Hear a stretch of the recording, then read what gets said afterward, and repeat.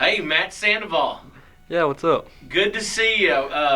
You've seen these before. We do exhibitor spotlights here. I enjoy doing them. I love having people in and visiting and talking about them. But here's the deal. Okay. This will not be edited. All right? So Yeah. if you fart or burp or anything happens, okay, we're all going to get to laugh at you, okay? Yeah. Okay, same for me. If I do something silly, it's going to be in there too. So we're going to have fun.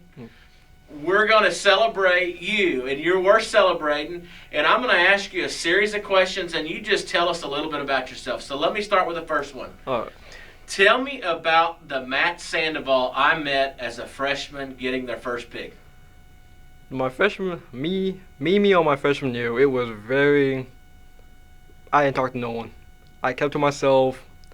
I refused to talk to my teachers. Sometimes even teachers thought I was just a rude kid. Yeah. That I didn't respond to them. I always had an attitude with them. But that wasn't the case for me. I always tend to not express my feelings, my thoughts, or how I felt about things. So people always thought what kind of person I was. So that kind of was me. That's how I was. So I remember you wouldn't look me in the eye. Yes. That was one thing I noticed. You try to read people. And the other thing is your mom did all the answering for you. And so we were talking about getting a pig, and every question I'd ask you, your mom would automatically answer it. I'm like, oh, okay. And then I realized you had a hard time communicating at all. You basically were nonverbal. Am I right on that? Yes, sir. And so we have a nonverbal student who has a real struggle with confidence, and we get him a pig, and I think to myself, well, this will either be a train wreck or it'll be a home run. Fast forward, I think it's a home run. That feeding period went good for you, didn't it? Yes, sir, it did. So tell me about how that went. For me, I always go by hard work. As if I put as much hard work as I can get something out of it. So for the animal, I constantly fed it, walked it.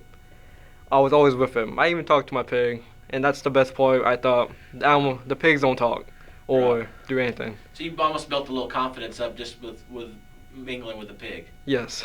And so here's what I remember. Here's how I knew you for a while. Hope there's no offense to this. It's fine. That's Matt. He don't talk. And so when I see Matt, I go, oh, there's Matt in the barn. He won't talk. And I remember coming up the summertime, and in the middle of the day, you would drive that pig back and forth on that barn. And I'm thinking, he's going to run the wheels off this thing. And at the end of the day, I saw someone that was doing something so different that Matt didn't need to talk. Matt showed he could work. All right? Yeah. And so you let your actions speak for yourself, and it went all the way into the arena, and you got to hold a banner coming out of it, right? Yes, sir. So your very first pig, it's almost a blessing and a curse. I'm just going to tell you, most kids who get a banner their first time out, like they starve for them the rest of their life. But you had that blessing. A lot of people would change spots with you, but you got that blessing, and I'm going to tell you, no one was more proud of you than I was. Because watching a kid who was nonverbal, zero confidence. Yep. Yeah, okay, saying zero, right? Yeah, you can say zero that. confidence, who just went up and worked their butt off, and worked so uniquely more than anyone I'd ever seen, and the fruits of the labor were easy to see harvested, right? Yes, sir. Man, I thought that was exciting. I remember thinking, Matt, that don't talk. Just won a banner, which was cool. Man, it's really cool. You know, it was a highlight of my career watching that happen. It really was a special moment for me to see that. So one thing I want to do, I want to fast forward. Yes. You're not Matt that don't talk no more. Nah. You come before me, a confident man who is a senior in high school, Yep. ready to graduate. Tell me about that, Matt. That Matt, he's different, way different from the old Matt I was. I became more confident in what I was doing. I'm able to stand up for myself. I can stand up in front of my classmates, teammates. If I have trouble, or anything that bothers me, I automatically say it. That if someone has an issue with me, a problem with me, I don't care. I just keep moving on. You found your voice. Yep. And I love to see that. And one of the things that was amazing to me, it probably was probably the only time I've been emotional at an officer speech. I took Matt that doesn't talk, ran for FFA office. That meant you had to take a test, be interviewed, but worst of all, you had to go stand up in front of the entire congregation, right? Yep. And say a speech. Do you remember anything about that speech? I do. Tell me about that speech, because I remember a lot about it. That speech, I told from my very beginning how I started out. I was very slow than other kids my age. I couldn't read, I couldn't talk, and there were times my mom felt, what's wrong with my kid? Till one day they tested me. They tested me for stutter, and that's all they tested me for. Then when I was 4 years old, they put me in a special ed class. I was in that class for 2 months, until one day my mom got a call from a teacher saying I don't belong in that class. Then they tested me for other things, and that ended up with dyslexia. That was another issue of me not talking. But later on, after getting tested over and over, then once I moved to Pearland, it was a whole different environment for me. I know who these people were, where I was, but it was fun. The way I found out about FFA was from my cousin.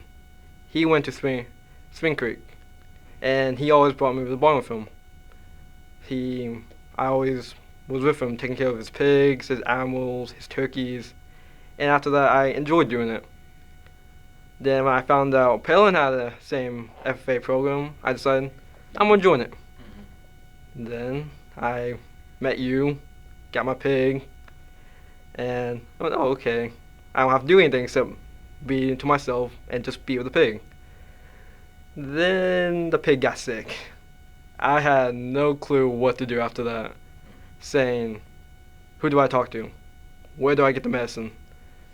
Then I met a junior, Desiree Grill.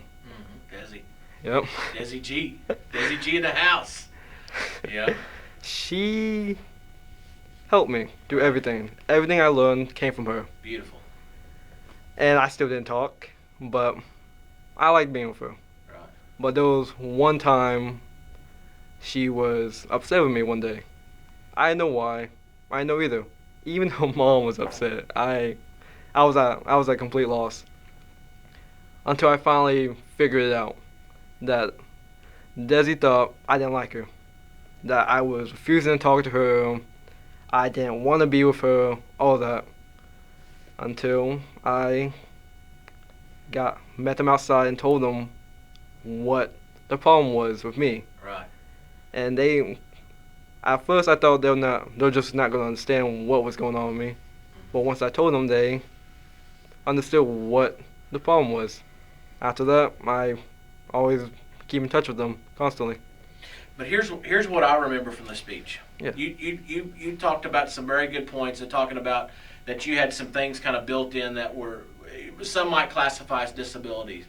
What I took away from that is that despite all that, I'm here right now. You know, all of you who didn't run for office because that you weren't confident enough, or you're worried about how you looked, or worried about how you talked, or whatever kept you from taking that leap of faith to go want to do great things, you're sitting out there, and I'm up here on the stage, right? Yeah. It worked out for you, didn't it? Yes, sir. It was very powerful for me, because here's one of the things that I noticed. There is something that is so awesome about a student finding out not what their disabilities are, but what their abilities are. And I have watched a freshman, Matt that doesn't talk, to a Matt that stood up on a stage and ran for office and represented, was a leader in his organization, to a Matt who's a leader in a barn, and will help anybody out, to a young man who's confident, that'll look you in the eye and talk. I'm going to tell you what, it has been fun to watch your discovery of your abilities, and I think the world in front of you is phenomenal and beautiful. And so here's one thing I want to throw out to you. I always say this. You probably heard me say it a million times. How does raising a pig make you a better human? It taught me not to be selfish. That it gave me a chance to be responsible of another living thing. That I didn't have to take care of myself no more. It was my job to keep this animal healthy and the best life he can ever have before he goes. Sure. And it taught me what an animal's life is about, what it's really meant for. I raise it, and it gets sent off to be in the market. Mm-hmm. It really taught me a lot of things of what I was. Sure. What looks like the next step for Matt Sandoval? Obviously, you're going to show at the Houston Livestock Show and Rodeo and Austin Rodeo, but you're going to graduate from Pearland High School. What does the forecast look for Matt Sandoval? For me, I don't really know yet. I go as far as I can go, and if something pops up, I'll go straight for it. I've been looking around, but nothing has caught my attention yet.